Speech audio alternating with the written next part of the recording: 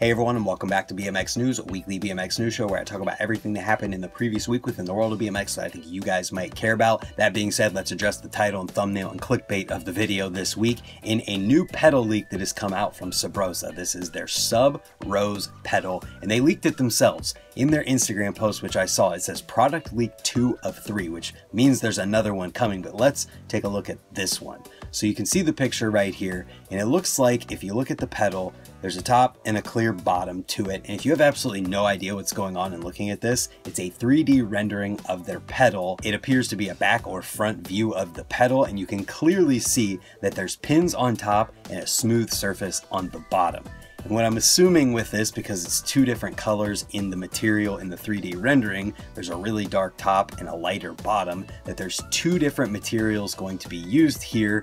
And if you look at the comments on this post, there's people saying how other companies have tried this in the past, but it hasn't caught on. And while I don't personally remember these other pedals that have been tried in the past, they probably came before my time in riding. What I do remember is Dan's Comp selling this little plastic piece that would go on the bottom side of your pedal and you would bolt it on there. And it was supposed to make grinding on your pedals for like pedal slides and lucky grinds and things of that nature easier. And I'm assuming that that's what's going on here. We won't know until the final product comes out, but I feel like we can gather that much from these pictures. But I'm excited to see something like this and see them trying something new. And who knows, maybe this idea just needed the people at Sabrosa's view on it to be a successful idea. And there's no denying in BMX today, there are way more people than ever that are sliding on their pedals. Pretty much everyone I know who rides plastic pedals has to look down at their pedal before their run just to make sure that it's flipped to the right side so that they can have traction. So something like this that is made to be used this way from the start could definitely help. I could see maybe a harder plastic or something that's a little bit more durable than the pedal material itself really helping here. We really didn't even talk about the fact that they leaked their own product yet. They did this on purpose. Maybe it had something to do with Shadow's new plastic peg that they've been working on being leaked last year.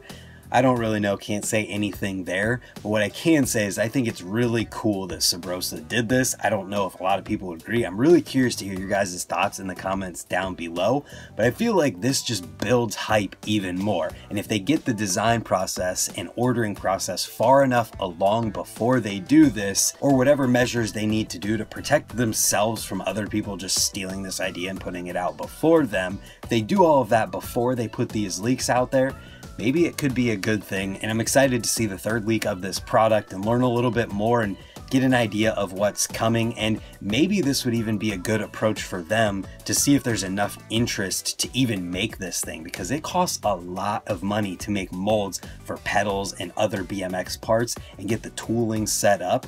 So if they put out these leaks and nobody cares, then they could be saving tens of thousands of dollars and putting that into something else, and it could be even more productive that way. So that's another way to think about this.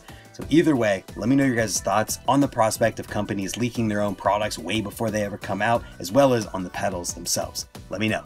After that, we've got the news that Ride UK BMX is back in print as of issue 199. It came in the form of a Facebook post on their Facebook page, which is the only place I could find this. There's nothing on their website, nothing on their Instagram page, just on their Facebook. The link is in the description below, and you're seeing the picture of the post right here where it says, "Jack knows what's up, issue 199 coming soon. Go tell your mates, your neighbor, your dog, just tell someone."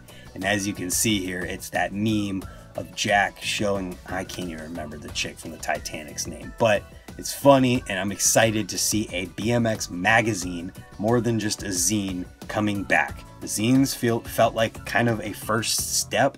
Now a full-out magazine is coming back for an issue. Obviously, Dig does their year-end print, but seeing this and the potential of magazines coming back is just hopeful. Brings me hope for the form of print media in BMX. And hopefully we see more of this. I know Heavy Pedals has talk of making an all-out magazine in the future as well, so maybe the future is bright. Hopefully people care enough for something like this to happen. This is another thing. Leave your thoughts in the comments. If there was another BMX magazine, would you buy it? Even if Ride UK was a thing and you're over here in the US or somewhere else in the world outside of the UK, Would you be interested in buying Ride UK? Or if there was another BMX magazine in the US or somewhere else that is a full out magazine, would you be interested in buying it? Let me know in the comments down below. And this just in, apparently Simple Session 21 is happening in August. So it says that it's going to be a little bit different than previously. Obviously February, when they normally would do Simple Session, has come and gone. But with the state of things and how things are winding down a little bit, it looks like they're going to be able to have an event in August. It says that there's going to be an invite only with the event, but it's Simple Session. The fact that it's happening at all is awesome, and hopefully this can be a stepping stone in August to look forward to next February, when we will hopefully have Simple Session full out again, because that is one of the staple events of the year, and I'm just hoping that things can go back to normal by 2022 for sure. And that brings us to the videos from this week. The first one I want to talk about comes from someone that you may not have heard of before. It's from Dub BMX, and it's with Matty Lagoidi, and it's his 2021 video, and it was filmed in Barcelona, and this video is genuinely awesome. From the soundtrack to the riding in it is just a really, really good video. It's only a little bit over 2 minutes long. There's a lot of really crazy nose manuals in here, and it opens with a really big 360 and ends with probably one of the craziest and longest nose manuals ever in BMX. After that, we've got another Woods Wednesday from S&M. This one's called Hudson River Valley, and it features Clint Reynolds and Ever Peacock riding Clint's Bowl, as well as indoor skate park. There's a couple dirt jump clips in here as well.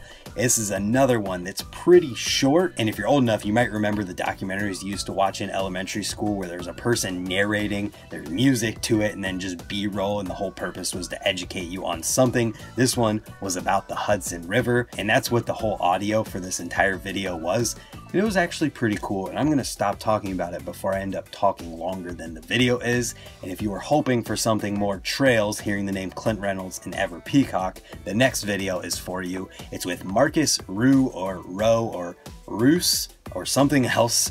It's called 30 Minutes in the Woods, and that's exactly what it is. It's a minute 40 long video of him just doing dirt jumping tricks, including one of the most perfect no-foot cans that just got me psyched to go and ride trails as soon as possible. But those of you who wanted some dirt jumping, that's the one you want to check out. Then we've got a whole bunch of other videos that I thought were worth mentioning, but I didn't want to talk super in-depth about, and the videos start to get longer from here as well. The first one is Dylan McCauley's Madeira ABD section that was renamed to Serious Pegwork, being uploaded to the Our BMX YouTube channel, followed by an edit from Jay Lakeman with Colony, as well as Joris Colom's Full of Bliss video from Shadow. This is where videos start to get a little bit longer here.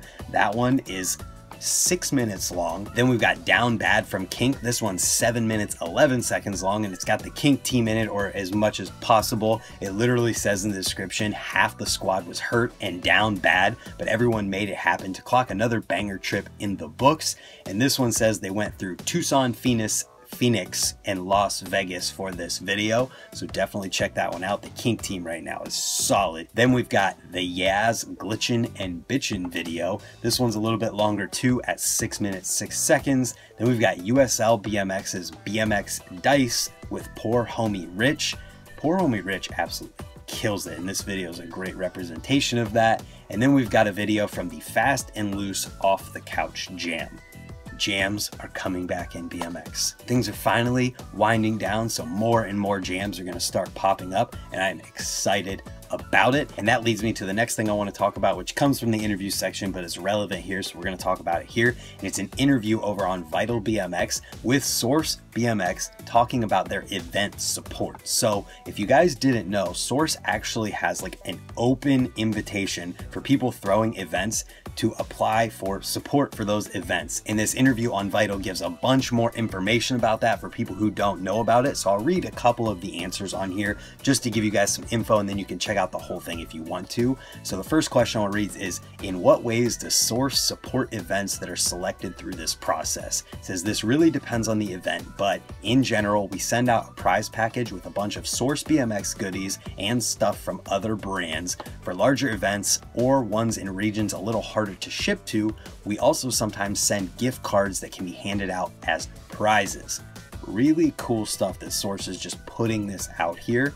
It also says, when deciding if you're going to support an event and what level of support you can offer each event, what all do you guys consider? We obviously support events of all levels, ranging from Swamp Fest, Uncovered BMX, and our own Battle of Hastings, all the way down to local street, skate park, or trail jams. The team here reviews the info as it comes in from the page and work out the best way we can support depending on the size, how many riders will be there, etc. This is really, really awesome. This source does this, and there's a question of, well, is there anything specific you look for in return? It says we send some banners to each event, so obviously having those up and any shout outs on social media are always appreciated. Some of the bigger events, I offer to host a recap on sourcebmx.com if they can supply photos. For events such as Swamp Fest, we always try to get some of our team there and create something cool out of the trip. Then there's a couple other questions in there, but then they get to stuff like Battle of Hastings for 2021. There's actually a really, really cool answer here. It talks about the UK putting a roadmap for opening things back up or whatever, but it says we are working towards a full Battle of Hastings comeback from September 9th through 12th. It also says in here at Source headquarters, they've been working on the courtyard area with restaurants and retail spaces and more launching in May of this year. So Source has been hard at work while all of this has been going on. It's really, really good to see that there's potential for Battle of Hastings to come back in September.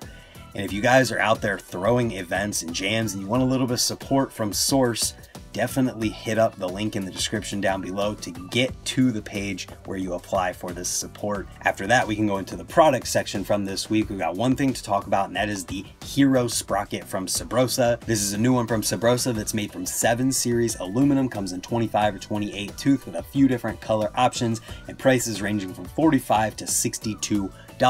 And that brings us into the rest of the interviews from this week. The first one I want to talk about is the Sean Burns Unclicked podcast. This is another great podcast from everyone. They talk a lot about Sean's injury and that happening, as well as just backstory on Sean and kind of just talking to him in a conversation that lets you get to know Sean more as a person. I feel like Sean Burns is one of those people. It's kind of hard to pinpoint as a person because of all of the varying things that we see from him. As a BMX rider, he's doing some of the craziest things you've ever seen. 360ing from roof to roof and jumping off of roofs and doing crazy grinds on handrails, and probably one of, if not the craziest toothpick grind down a handrail in history. Then you see, as a political minded person, he's debating on social media about politics and talking about very serious issues in a serious manner. But then in contrast to that, you see in his videos the wacky, crazy, weird, eccentric nature of his personality in the videos. So you see all of those things, and it makes the package that is Sean Burns, and we literally just get to know that in this Unclicked podcast, and I really, really enjoyed it. Then we had another written interview over on Vital BMX, this time with Corey Martinez. This one's called Life on the Road, and it's a bunch of questions about his rig with his truck that he's staying in the back of and traveling all around the place. Tons of in-depth questions about that, as well as the final question, are you ready to be home? So check that one out if you're a Corey Martinez fan. And then I want to talk about one that I just did last night with Tate Roskelly. I did a little podcast live with Tate last night talking about his new video from GT called Wait What.